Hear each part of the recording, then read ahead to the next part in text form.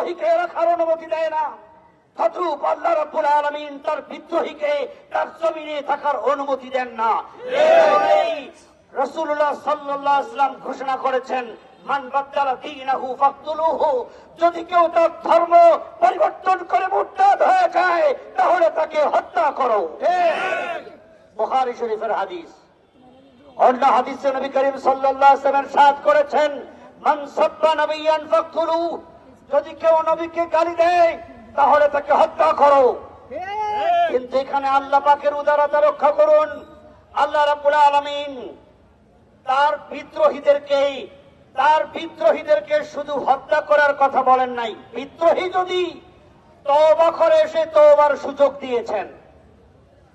বিদ্রোহ যদি কুফর এবং শিরকের মাধ্যমে করে আর তারপর ইসলামী শাসনের কাছে যদি জিজিয়া কর দিয়ে থাকে তাহলে তাকে বেঁচে থাকার সুযোগ দেওয়া হয়েছে। কিন্তু কোন আল্লাহকে নিয়ে কটূক্তিকারী, নবীকে নিয়ে কটূক্তিকারী, ধর্মকে ইসলামকে নিয়ে কটূক্তিকারীকে এই দুনিয়াতে থাকার আইন ইসলাম দেয় না। দুঃখজনক হলেও সত্য, বাংলাদেশ 47-এ যখন বিভক্ত হয়েছিল পাকিস্তান নামে, তখন ধর্মের ভিত্তিতে বিভক্ত হয়েছিল। এরপর যখন পাকিস্তান থেকে 71-এ স্বাধীন হয়েছে, আমরা কি কথা বলতে পারবো যে সে ইসলামের পরিচয় বাদ দিয়েছে? বাংলাদেশ কি ইসলামের পরিচয় বাদ দিয়েছে? 93% মুসলমানের দেশ। এদেশে আজ পর্যন্ত এমন কোন আইন রচিত হয় নাই যে আইনকে বলা হয় ব্লাসফেমি, যে আইনে ধর্ম, আল্লাহ, রাসূল এবং ধর্মগ্রন্থকে নিয়ে কটূক্তি করলে মৃত্যুদণ্ডের সাজা রেখে আইন করা হবে। এই আইন আজ পর্যন্ত প্রণয়ন করা হয় নাই। আমাদের বিশ্বনবীর অপমান চলবে না রে মুসলমান, চলবে না রে মুসলমান। আমাদের সামনে সংক্ষিপ্ত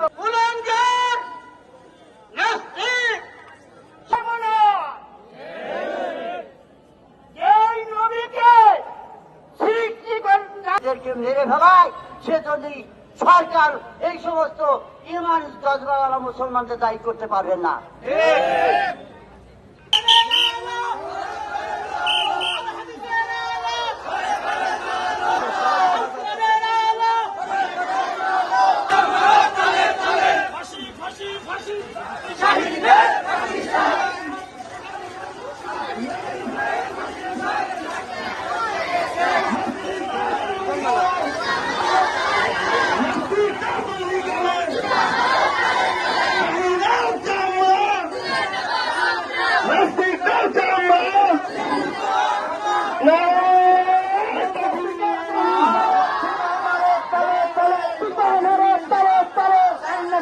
তুই গেলে সৈন্যশিকের তুই খেলে ছোটের পরে সৈন্যশিকের তুই খেলে সৈন্যশিকের